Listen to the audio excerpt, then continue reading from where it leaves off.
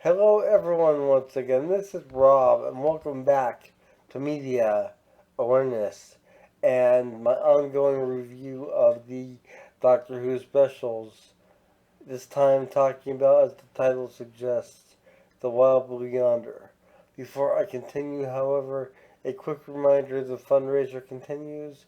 For those of you unaware, I am a disabled individual and I use a wheelchair slash scooter all day, every day for my independence, and I need your help. My insurance will not cover anything regarding my scooter, and therefore I'm reaching out to you, my YouTube community. There is a spot fund you'll find linked below in two places directly below the title to this video in the description, as well as in a separate section below that. And it is imperative that I have enough available to replace parts that have already begun to fail, in addition to having parts on standby for those parts that will fail. Unfortunately, this is of dire necessity, and it's of the utmost importance that I have these things on hand so that if things do fail, I can replace them ASAP. The plight, if you will, is the fact that I am only able to use this scooter. Due to my disability, I'm unable to use a regular wheelchair and or another scooter, and I only have the use of one hand. And with that being stated, this is all I have. I don't have a backup scooter. I do not have any other means of staying independent in my life. And I pride myself on my independence. So, with that stated, any and all help is welcome.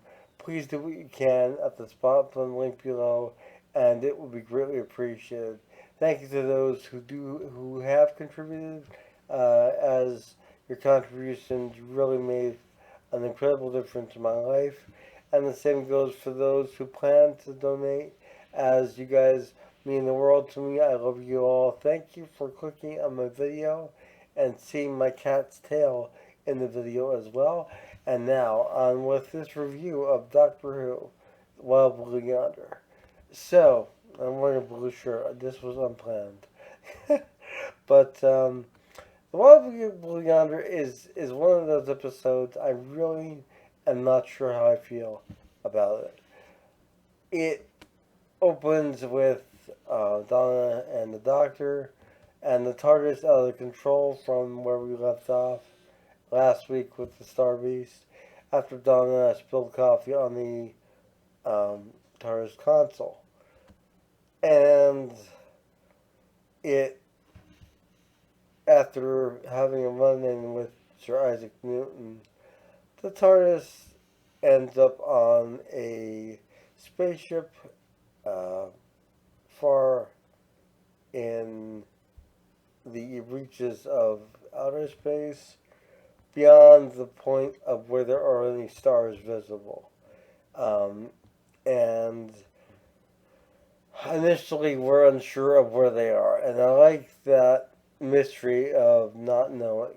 Um, there is this uh, almost endless hallway that is very ominous looking, pardon me, and it really has this sense of foreboding.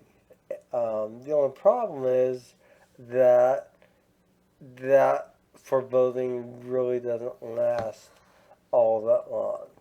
Uh, and when um, the Doctor and Donna make it to the opposite end of the tunnel that they're in, as using a people mover, there is a robot that you do see in the hallway.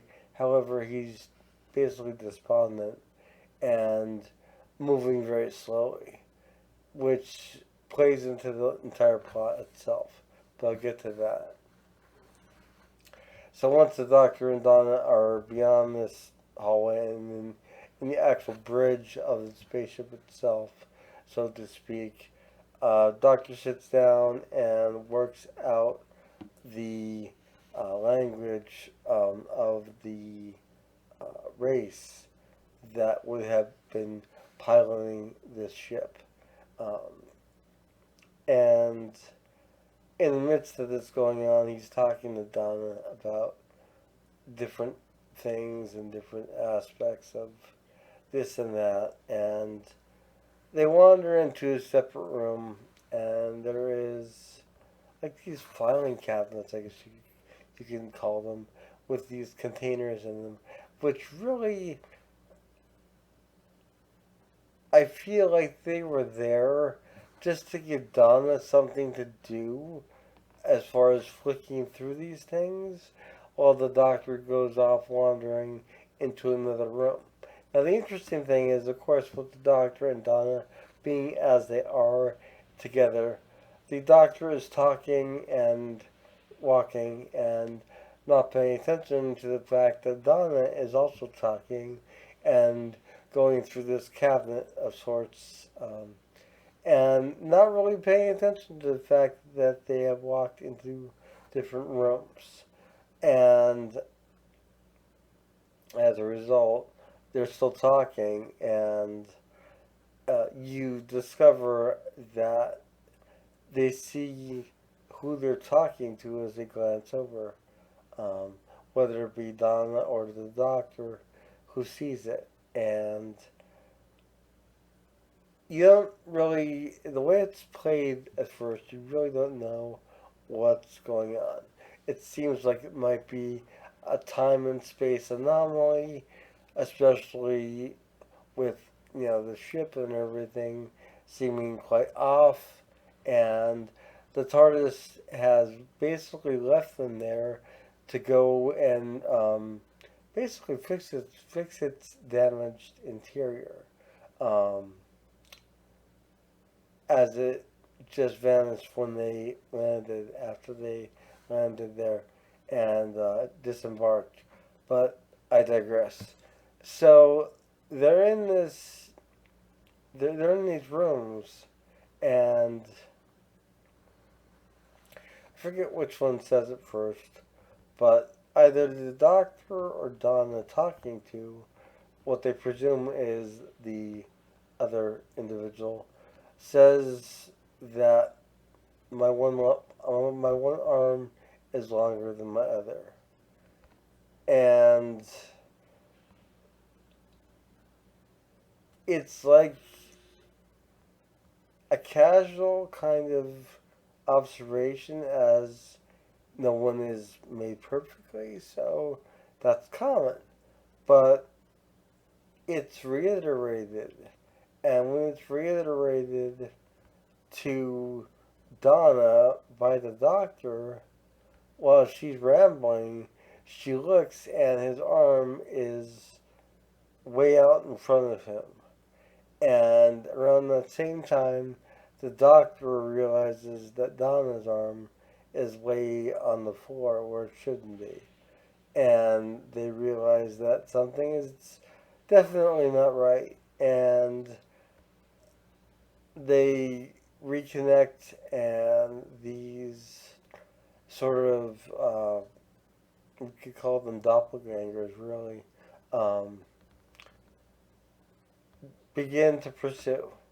Now, in the midst of this, the Doctor at some point had figured out that the airlock had been opened 3 years prior. And when they look outside, they can see no stars at all. It is a completely black space. And the Doctor explains to Donna that they are at the end of the universe. Although we see it as infinite in the night sky, it's not like that. There isn't. There is an end to it. There is an edge where things just stop. And there is the presumably the captain of the ship floating outside of the front uh, window in its spacesuit, and it's just been there all the whole time. And it's around this time also that um, you realize that the ship is gradually reconfiguring itself. And it's unexplained at first until the doctor realizes that it was set on a delayed detonation to give this captain individual time to escape from it. But also, not just that, but more importantly, the entities that are taking the shape of the Doctor and Donna don't really have a perception of uh, actual defined shape. So, as far as humans are concerned, or humans slash Time Lords. So, they are trying their best to assimilate the look, and um, what is realized is that they take a very long time to figure things out. So, with that being stated, everything being slowed down then makes sense because it delays the time where they can figure out what is going to happen. And eventually, the Doctor and Donna end up in the hallway again, being chased by these um, entities that look like them, and they're changing shape. They're morphing into other uh,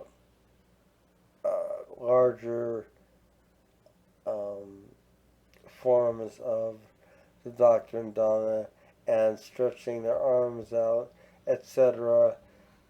And I would say that in theory this sounds really kind of terrifying. But the way it's played out, it's really done so in a kind of humorous manner until the Doctor and Donna are separated. And then you have this honest fear for both of them. And the Doctor comes across who he thinks is Donna and starts talking about when she was the Dr. Donna and does she remember? And she says yes, and he basically explains some aspects of his past and being ashamed of things he had done, etc. And he finds that that was not Donna, that was Donna's doppelganger, and they eventually, Donna and the Doctor reconnect in the hallway once again. And by this point in time, the detonation of the ship has reached its pinnacle, and the robot that's in the hallway has reached its destination, which is the self destruct mechanism. And the Doctor and Donna basically, uh, Doctor's trying to figure out which um, Donna is Donna and asking questions, but the problem is that in assimilating these forms, they also took the memories as well. So they're all aware of each other to a um, profound extent. Not entirely, though.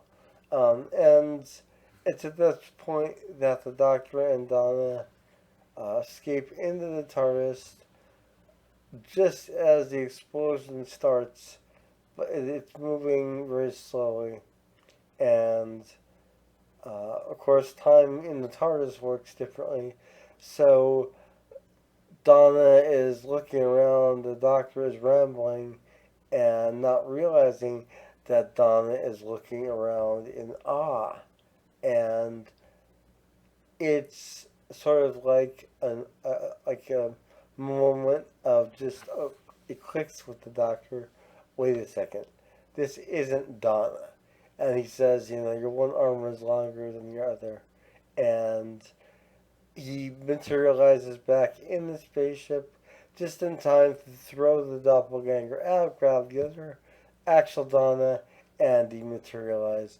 And there's this really great moment at the end where the Doctor and Donna are just sort of cuddling together next to the TARDIS console and holding each other and just kind of sharing. And the Doctor asks her if she remembers things about when she was the Dr. Donna, similar to the conversation that happened earlier in the episode.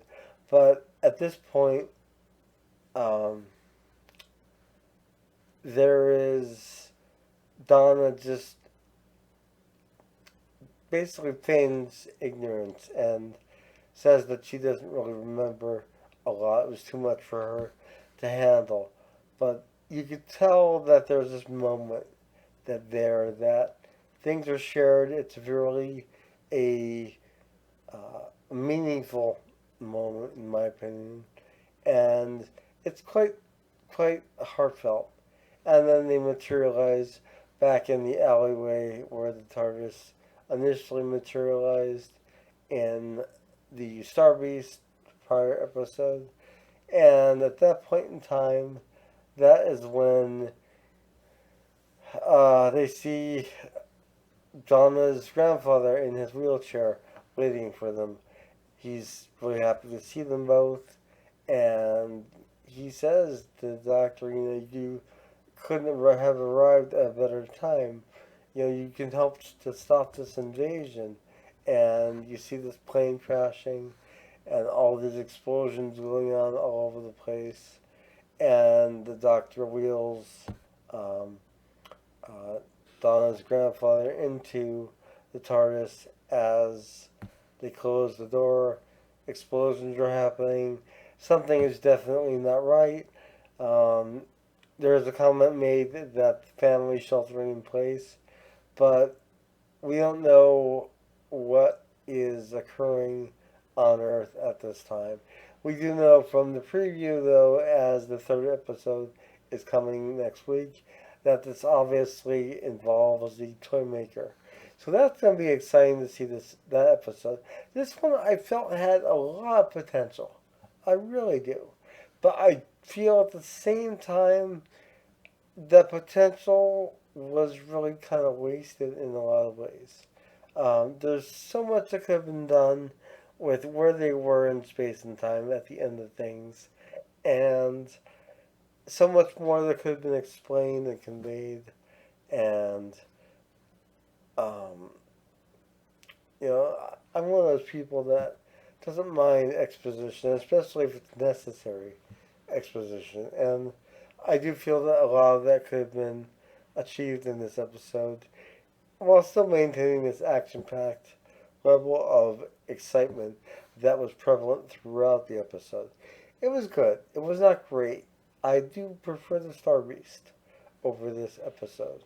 But it was a good episode. But I feel like the best parts were when Donna and the Doctor were sharing things, even if it wasn't themselves um, that they were sharing it with. It was the other doppelganger, for lack of better words, the alien that took their shape um, and form.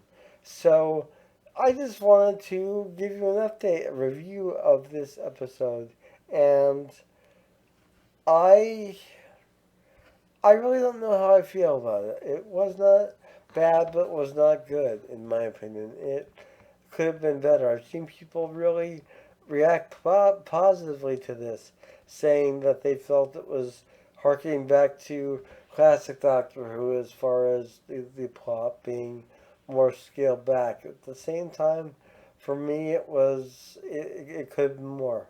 It could have been a lot more explored, a lot more done.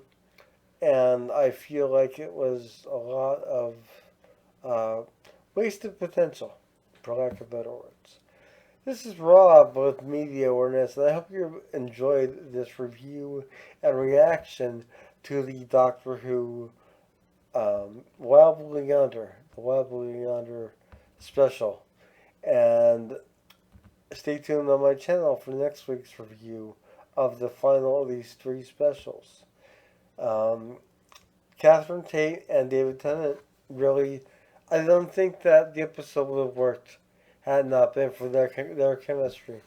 It really is like no time has passed, and although they're doing a lot of reminiscing about things that occurred in the meantime, it's still nice to see them back together and see this incredible chemistry on screen. So yeah, Doctor Who, The Wild Blue Yonder. Have you seen it? What are your thoughts on it? Please let me know in the comment section below. And like and share if you do like and share. I do all types of things on my channel. Uh, Reactions to film trailers, reactions to music, album reviews, film reviews, TV reviews, etc. So keep that in mind and become part of my YouTube family. I'd love to have you. So, with that stated, yes, the fundraiser continues, and do your best to contribute if you can. And if you can't, please spread the word. As I stated, my independence is of the utmost importance to me. Without my scooter, I am a fish out of the water. It would be as if an able bodied individual was unable to walk. What would they do? How would you go about your life without your means of getting from point A to point B? That's the real question. And I don't, no, I don't mean to make you feel bad, but I'm putting a theoretical out there just to illustrate the point of how significant this is in my life. And I hope that you all understand the significance of my wheelchair being in tip-top shape, and it is far from that at the current time. So thank you in advance once again, and thank you to those who have helped out. And I will see you all soon. Have a wonderful morning, noon, or night, wherever you are. Take care. Bye.